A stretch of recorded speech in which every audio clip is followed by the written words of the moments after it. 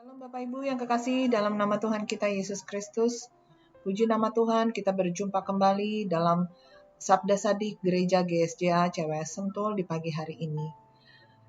Firman Tuhan di pagi hari ini terambil dalam Roma 8 ayat 1 sampai dengan 2. Mari kita membuka dan membacanya bersama. Roma 8 ayat 1 sampai 2. Hidup oleh roh. Demikianlah sekarang tidak ada penghukuman bagi mereka yang ada di dalam Kristus Yesus. Roh yang memberi hidup telah memerdekakan kamu dalam Kristus dari hukum dosa dan hukum maut. Amin. Judul firman Tuhan yang diberikan kepada saya adalah merdeka dari musuh. Bapak Ibu yang terkasih, kemarin kita baru saja merayakan Hari Kemerdekaan Republik Indonesia. Saya mencari makna daripada arti merdeka. Merdeka artinya telah lepas, dibebaskan dari keterbatasan atau lepas dan bebas dari penjajahan. Siapa musuh kita? Ada 3 hal musuh yang terbesar bagi orang Kristen. Pertama adalah dunia, kedua adalah kedagingan, dan ketiga adalah rayuan dan tipu daya. Mari kita melihat musuh kita. Yang pertama adalah dunia. Bapak Ibu, saya undang untuk membuka Roma 12 ayat 2. Mari kita membacanya. Janganlah engkau menjadi sama dengan dunia ini, tetapi berubah oleh pembaharuan budimu, sehingga kamu dapat membedakan manakah kehendak Allah, apa yang baik, yang berkenan kepada Allah, dan yang sempurna. Bapak Ibu yang terkasih, firman Tuhan mengingatkan kita untuk kita tidak menjadi sama dengan dunia ini. Seringkali di dalam pergaulan kita sering merasa bahwa bagaimana kita bisa diterima dalam suatu lingkungan. Terkadang kita merasa tersisihkan. Kalau kita tidak menjadi sama dengan mereka, maka kita akan disingkirkan. Kalau kita tidak bisa bergosip dengan mereka, kamu tuh begini, kamu tuh begitu, si dia begitu loh, si dia begini loh. Apa yang dikehendaki apa yang didapat dari hasil gosip itu? Tentu kesenangan-kesenangan semata. Tapi ada baiknya, mulut lidah bibir kita ini kita pakai untuk memuliakan Tuhan, bukan untuk bergosip. Itulah menurut saya makna untuk kita menjadi sama dengan Tuhan Yesus. Dia membuat kita menjadi sempurna, jangan kita menjadi sama dengan dunia ini. Tinggalkanlah semuanya. Kemudian dengan kedagingan, mari saya ajak Bapak Ibu untuk membuka dalam Matius 26 ayat 41. Dikatakan firman Tuhan, berjaga-jagalah dan berdoalah, supaya kamu jangan jatuh ke dalam pencobaan. Roh memang penurut, tetapi daging lemah. Hal ini mengingatkan kita waktu Tuhan Yesus akan berdoa di Taman Getsemani. Tuhan Yesus katakan kepada murid-muridnya, baiknya engkau tinggal di sini untuk engkau dapat berdoa dan berjaga-jaga. Tapi apa yang terjadi?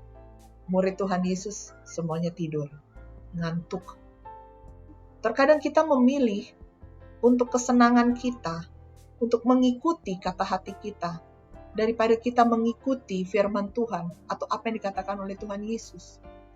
Seringkali rasa ngantuk kita tuh lebih besar, sehingga kita tidak mau bangun pagi untuk kita tidak mau berdoa. Kebiasaan saya oleh karena pekerjaan saya juga, kebiasaan saya membangun pagi itu jam 4 pagi. Wekker saya sudah bunyi, jam 4 pagi. Kadang hati saya bilang ini, 5 menit lagi, 10 menit lagi, Tapi itulah Tuhan Yesus ya. Roh Kudus itu menuntun saya. Dia bangunkan saya, bangun kamu. Dan buka gadget. Dan pertama cari Tuhan. Kemudian saya buka gadget. Jam 5 pagi saya ikut ibadah berdoa. Kemudian jam 5.30 saya ikut doa terus. Melalui gereja GSJA. Jadi itulah ya, kalau kita mau hidup, kita mau dituntun oleh roh, dia akan berusaha untuk menarik kita. Ayo berdoa. Ayo berdoa. Jangan kita ikut dengan kita punya kata hati atau kedagingan kita. Ngantuk banget kalau bangun pagi-pagi susah. Tapi hasil daripada doa di pagi hari, Bapak Ibu percaya, badan jadi bugar, sehat. Amin. Amin. Haleluya. Bapak Ibu yang terkasih, mari kita lihat untuk hal yang ketiga, yaitu rayuan dan tipu daya. Mari bersama-sama kita membuka di Amsal 12 ayat 20a. Dikatakan, tipu daya ada di dalam hati orang yang merencanakan kejahatan. Bapak Ibu yang terkasih, hari-hari ini bukanlah semakin baik ya. Hari-hari ini akan semakin jahat. Saya mau sharekan sedikit mengenai tipu daya yang ada di hati orang sesuai dengan firman Tuhan. Ini terjadi dalam kehidupan kami sekeluarga loh. Satu kali suami saya mendapatkan WhatsApp dan telepon. Ternyata telepon itu sudah diatur sedemikian rupa sehingga telepon itu merupakan telepon dari teman suami saya. Teman suami saya ini adalah seorang polisi. Saya tidak tahu bagaimana ya dengan cara teknologi sekarang sudah semakin baik kali atau semakin canggih, sehingga telepon tersebut yang harusnya orang lain tapi gambarnya orang lain gitu. Singkat cerita, orang ini menginginkan supaya kita mentransferkan uang. Suami saya transferkan dong uang itu. Hal tersebut terjadi, kemudian suami saya bilang lagi ke saya, tolong transferkan lagi dong uang. Tapi entah mengapa, saya katakan, enggak saya nggak mau transfer lagi uang itu. Saya bilang begitu pada suami saya. Dan singkat cerita Bapak Ibu, kami tertipulah ya, dengan sejumlah uang yang bukan uang kecil, uang besar. Saya tidak perlu menyebutkan nominalnya. Akhirnya kami dua merenungkan. Kami berdua menintrospeksi kembali diri kami. Ternyata Tuhan itu mengingatkan pada kami. Untuk kami tidak lagi untuk mengasihani diri sendiri. Bahwa saya udah tertipu nih. Ya, enggak. Tuhan enggak mengingatkan itu. Tuhan tidak membawa kami ke situ. Tapi Tuhan justru membawa kami untuk kami berdoa. Mengikhlaskan segala sesuatu yang sudah terjadi dalam kehidupan kami. Dan berdoa buat orang itu yang sudah menipu kami. Mungkin orang itu membutuhkannya. Kita hanya berdoa. Kita ikhlaskan semua, kita lupakan.